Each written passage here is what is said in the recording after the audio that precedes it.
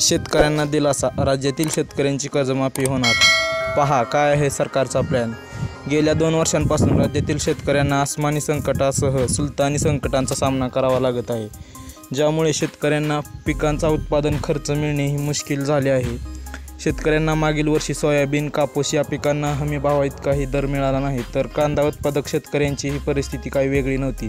तर गेल्या वर्षी एल निनोच्या प्रभावामुळे पाऊस कमी झाल्याने राज्यात दुष्काळी परिस्थिती होती।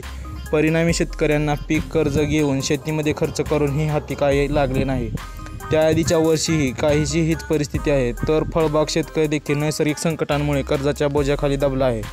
परिणामी आता राज्यात शेतकऱ्यांना कर्जमाफी देण्याची मागणी जोर धरू लागली आहे। हीच बाब लक्षात घेऊन मंत्री अब्दुल सत्तार यांनी मुख्यमंत्री एकनाथ शिंदे यांच्याकडे कर्जमाफीची मागणी केली आहे। राज्यातील शेतकरी मागील काही काळापासून संकटात सापडला आहे, त्यामुळे राज्य सरकारकडून शेतकऱ्यांना 3 लाखांपर्यंत सरसकट कर्जमाफी द्यावी।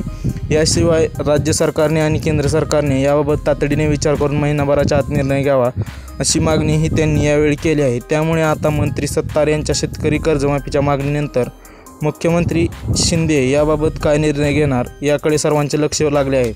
तर मला हा व्हिडिओ पाहून काय वाटतंय ते कमेंट करून नक्की कळवा आणि चॅनेलला जरूर सबस्क्राईब करा।